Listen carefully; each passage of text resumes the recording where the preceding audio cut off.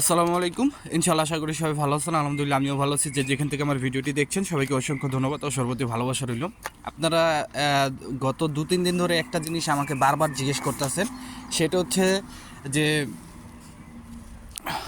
যে আপনার ফ্লোসির যে আপনারা 2023-24 যে নলস্তাগুলি পাইছেন ভিএফএস গ্লোবাল থেকে যে আপডেট দিছে, যে সেগুলো আপনার নলস্তা স্থগিত রাখা হয়েছে। এখন অনেকের মনে প্রশ্ন বা অনেকে এই নিয়ে ভিডিও করতেছে যে স্থগিত রাখা হয়েছে, এগুলো হয়তো বা বাতিল করে দিছে বা এরকম কিছু অনেকেই ভাবতেছেন বা অনেকেই আমাকে এরকম মেসেজ দিতেছেন বা যারা স্ক্যানিং কপি জমা করছেন তাদেরটাও বাতিল করে দিয়েছেন।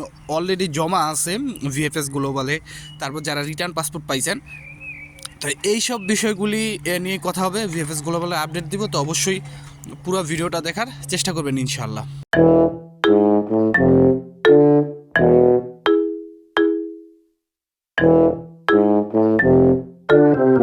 তো সব কিছুর জন্য আলহামদুলিল্লাহ। তো প্রথমে যদি আমি একটু আজকে আপনাদের ভিএফএস গ্লোবালের আপডেটটা দিয়ে থাকি, একটু দিই, তাহলে মনে হয় যে আপনাদের জন্য ভালো হবে। কারণ অনেকেই ভাবেন যে ভিসার কোনো কার্যক্রম হইতেছে না, কোনো কিছুই হইতেছে না। আজকে ভিএফএস গ্লোবালের আপডেট হচ্ছে আপনার স্পন্সর ভিসা প্রায় 6টার মতো পাওয়া গেছে, যেখানে 2023-24-25 ছিল। ফ্যামিলি ভিসা প্রায় 15টা, যেখানে 2023-24-25। এগ্রিকালচার ভিসা হচ্ছে 5টা ছিল 2023-24-25, মানে 23 থেকে 25 পর্যন্ত। ট্যুরিস্ট ভিসা 2টা 2024-এর। তারপরে আপনার স্টুডেন্ট ভিসা 2টা 2024, এবং রিজেক্ট হয়েছে 19টা 2023-24। ঠিক আছে, 25 সালে রিজেক্ট হওয়ার যারা 25 সালে মনে করেন অ্যাপয়েন্টমেন্ট পেয়ে জমা দিব, তাদের তো আমি রিজেক্ট হওয়ার কোনো কারণ দেখি না। তারপরেও যদি রিজেক্ট হয়, তো এই বিষয়গুলি আমি আপনাদের অবশ্যই ইনশাআল্লাহ ভিডিওতে জানিয়ে দিব। আর যদি পারেন আপনারা একটু, আমি একটা আপনাদের কাছে আজকে একটা রিকোয়েস্ট করতে চাই যে আপনারা যারা ফেসবুক পেজ থেকে এবং ইউটিউব থেকে আমার ভিডিওটা দেখবেন, অবশ্যই একটু শেয়ার করে দিন। আসলে আমার ফেসবুক পেজে কিছু ভায়োলেন্সের কারণে এখন ভিডিওগুলো তেমন রিচ পাচ্ছে না। তো একটুখানি দয়া করে আপনারা ভিডিওগুলো শেয়ার করে দেবেন। তো এতক্ষণ শুনছিলেন আপনার ঢাকা ভিএফএস গ্লোবালের আপডেট। এখন আপনাদের সাথে আদার্স যেগুলো আছে সেগুলোর আপডেট দিব ইনশাআল্লাহ।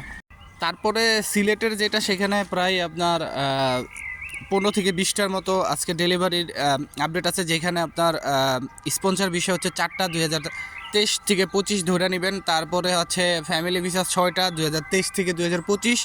এগ্রিকালচার হচ্ছে 3টা 2023 থেকে 2025। রিজেক্ট হচ্ছে 9টার মতো 2023 থেকে 2024।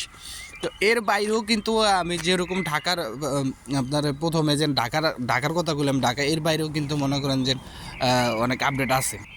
তো এর বাইরে যে আপডেটগুলি সেগুলো অবশ্যই আপনারা একটু কালেকশন করে নেবেন। আদার্স যে গ্রুপগুলো আছে বা আদার্স যারা ভিডিও করে তাদের থেকে অবশ্যই কালেকশন করে নেবেন। তারপরে আমি যেই বিষয়টা প্রথমত এখন যেটা ইম্পর্ট্যান্ট, যেটা বিষয়টা আপনারা অনেকে আমার বলতে চাইতেছেন যে নলস্তা স্থগিত মানে কি? নলস্তা বাতিল করা না। নলস্তা স্থগিত মানে নলস্তা বাতিল করে না। ধরেন আপনি একটা কাজ করতেছেন, ধরেন আপনি একটা পুকুর খনন করতেছেন। এখন পুকুরটার অর্ধেক খনন করছেন আর খনন করেন নাই, ওইখানে ওই যে ধরেন অর্ধেক খনন করছেন সেইখানে আপনি কাজটা মানে আর করতেছেন না যেদিন থেকে, সেইখানে কি স্থগিত রাখা হইলো কাজটা। যদি পুনরায় মনে করেন আপনার আবার কাজ করার সক্ষমতা হয় বা কাজ করেন, তখন সেটা কিন্তু পুরোপুরি করবেন। তো এই এক্সাম্পল হয়তো আমি আপনাদের ভালো করে বুঝাতে পারি না, তারপরেও যতটুকু পারছি আমি বোঝানোর চেষ্টা করছি। মানে এই হচ্ছে আপনার সিস্টেমটা, ঠিক আছে, যে আপনার কিভাবে স্থগিত করা হয়। তো আপনাদের যাদের নলস্তা ভিএফএস গ্লোবালে জমা হয়ে গেছে তাদের সাবজেক্টটা আলাদা।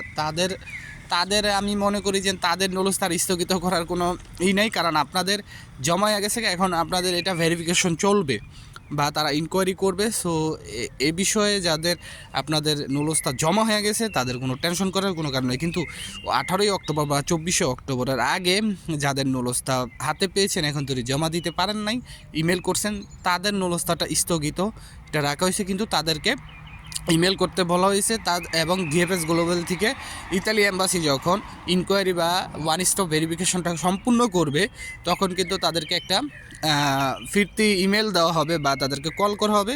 তখনই কিন্তু তারা ভিএফএস গ্লোবালে জমা দিতে পারবে। আর এই সময়ের ভিতরে জমা দিলে হয়তো 10 থেকে 15 দিন বা সর্বোচ্চ 1 মাস, এই সময়ের ভিতরে তারা ভিসা পাবে। তো এই ক্ষেত্রে আমি মনে করি যে এই বিষয়টা কিন্তু আপনাদের জন্য ভালো। দেখেন, ভিএফএস গ্লোবালে জমা দেওয়ার পরে 6-7 মাস কাটানো, এটা আপনার জন্য মনে করেন অনেক মানে দুর্ভিক্ষ হয়ে যাবে, মানে দুর্ভিক্ষের মতো। না খেয়ে না বইরা পরে মনে করেন যে আরেক ঝামেলা, আবার ভিসা ফি যাইবো, গাড়ি ভাড়া যাইবো, এগুলো মনে করেন যে আরেক ঝামেলা যদি ভিসা না হয়। আর এখন মনে করেন ইমেলে অ্যাপয়েন্টমেন্ট পাইলেই মনে করেন বুঝতেছেন যে ভিসা, আর যদি না পাইতেছেন তাহলে বুঝতে হবে যে না, আপনারা এটার ধারা কোনো সম্ভাবনা নাই। আর সেই ক্ষেত্রে আপনার টাকাও বাঁচলো, এই দিক দিয়ে মনে করেন যে আমি মনে করি একটা আলাদা একটা প্যারাশানির থেকে বাঁচলেন। ঠিক আছে, এখন একটা প্যারাশানিতে আছেন। আর সর্বশেষ যে বিষয়টা সেটা হচ্ছে আপনারা আগামী 8 তারিখ, এপ্রিলের 8 তারিখ আপনারা প্রধান উপদেষ্টার বাড়ির সামনে বাসভবনে আপনারা একটা কর্মসূচি করতে চাইতেছেন।